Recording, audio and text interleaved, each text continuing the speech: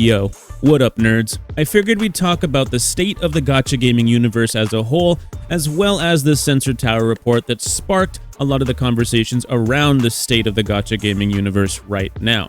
So let's go ahead and dive into this. So there's been a lot of buzz recently because some of the biggest gacha games in the entire world did not make as much money as people were expecting them to make. Some of the biggest games ever made are these gacha games, and they simply didn't hit the numbers that some folks thought they would.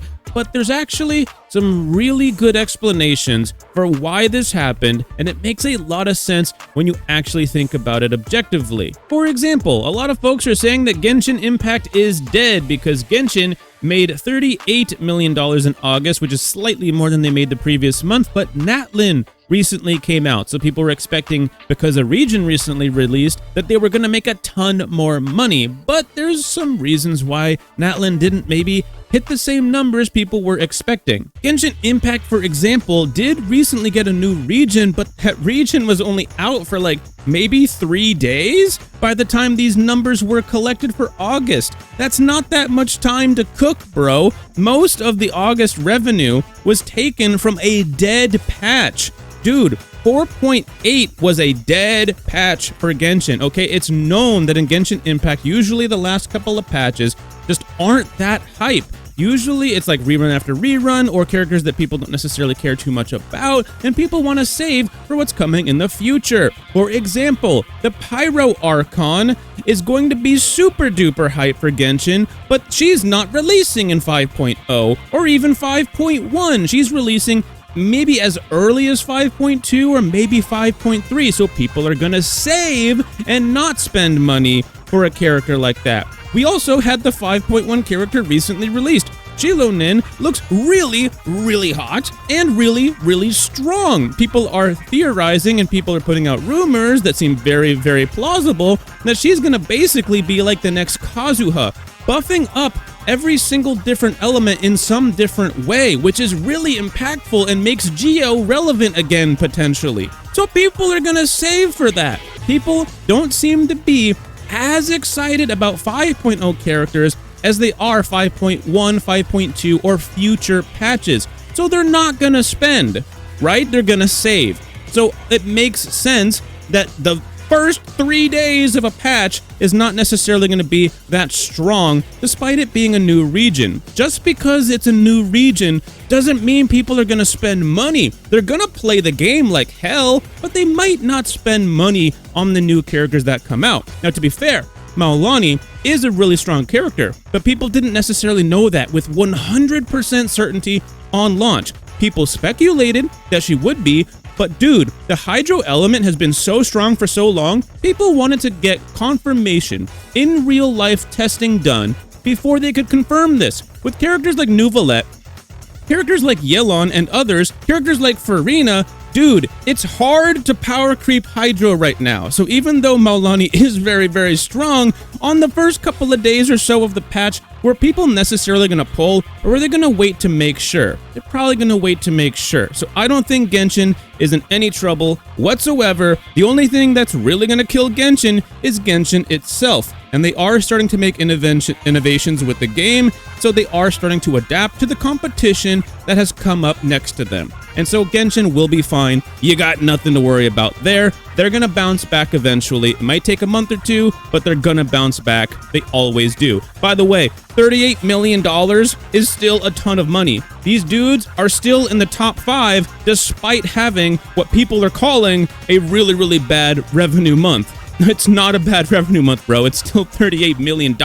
So we can speed run through some of the rest of these, such as Zenless Zone Zero here making $100 million on its launch month, which is insane, and only $31 million in the next month after. But this is completely normal. Zenless Zone Zero, this was the launch month, dude.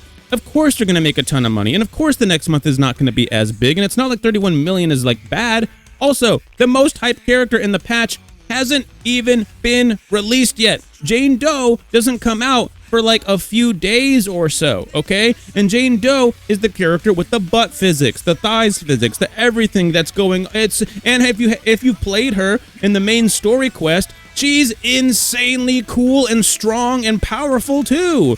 So she has everything going for her. So unfortunately for Xingyi, who is a really good character that fits on basically any team, people are just more hype about Jane Doe, especially since she's a physical type character and is going to pair really well with another physical type character coming out the next patch after, in the form of Caesar King. These two are going to work well together. These two, design-wise, are like the two coolest ones in the whole game, besides maybe Bernice, who's also coming out next month. So yeah, people are going to be pulling on those characters, not necessarily Xingyi. So yeah, that's why the revenue's down a little bit for Zenless Zone Zero. Now let's finish off the rest of the Hoyo games here, okay? So Honkai Star Rail gets number 3 for this month. There's nothing that really needs to be said, right? It still did really, really well, despite the fact that it's in the middle of a filler patch, and despite the fact that next patch are when the real hype characters are actually coming out for the most recent future, right? Fei Xiao, people are really going to be pulling on. Some people want Ling Sha.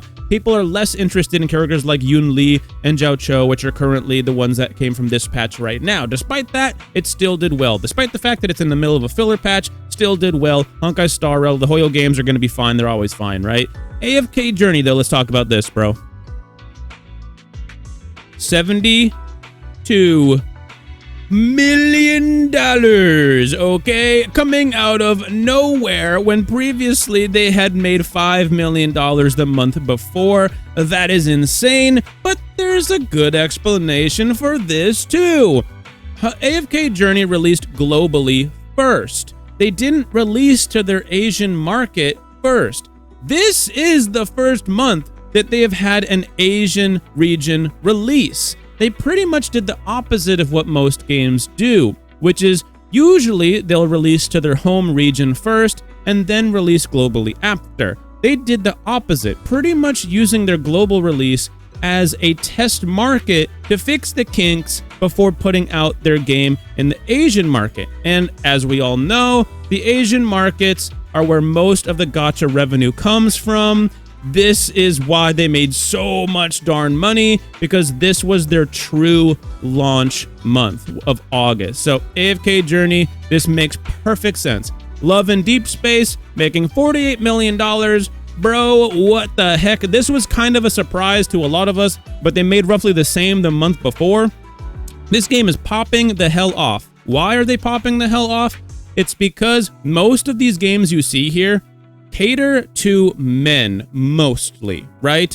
They cater to like men that are into women, people that are into waifus, okay? So Love and Deepspace was like, okay, we're gonna find a way to hit the other part of the market that nobody's really tapping into that much. We're gonna make a husbando game. It's basically a husbando dating simulator game, and so they don't have that much competition. Every other game up here is a waifu game. This is a husbando game. Now, yeah, sure, there's some really, really cool looking male characters in a lot of these other games, but it's more mixed in. If you're into like husbandos, Love and Deepspace is where you go. No matter what character it is, it's a husbando. So they're doing really, really well. Very, very big power move from Love and Deepspace to decide to say, hey, we're not going to follow what the rest of everyone does. We're going to do things ourselves and make a ton of money from it.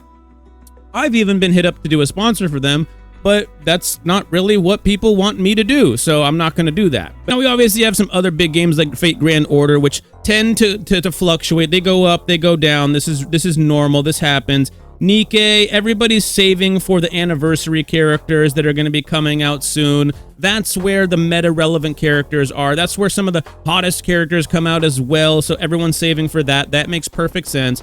But let's talk about arguably the elephant in the room of this whole entire video besides Genshin, Wuthering Waves, making half as much as they did the previous month. But this makes sense too, because Wuthering Waves launch, huge launch, obviously very fun, everyone was excited, and then they also had a very, very hype patch in patch 1.1. Zheji, strongest DPS in the whole game. Changli, arguably the hottest character in the whole game besides Yinlin, and Changli's the most fun character in the entire game as well. She can be played in a bunch of different ways. She's one of the strongest characters in the game as well, so dude, super duper hype. 1.2, which is where all of this is right now, No one cares about Jeji. Like, people do, but at the same time, people don't. Like, let's just be real here, okay? And then we're also getting a free 5-star, okay? And then we have Shorekeeper coming up in patch 1.3. Everybody is saving for patch 1.3. Not a lot of people interested in what's going on in patch 1.2. It just simply is not as hype right now.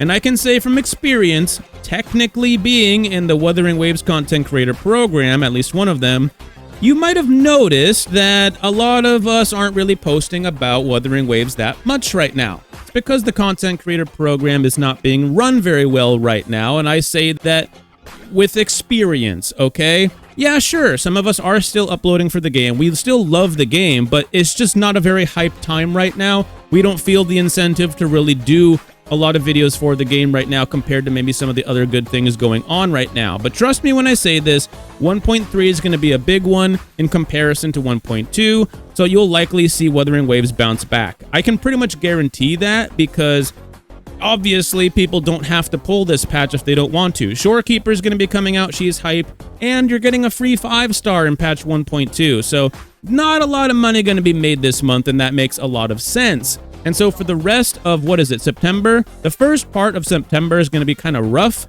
So I'll say that maybe in, September? In September or October, that's when you're going to probably see Wuthering Waves bounce back.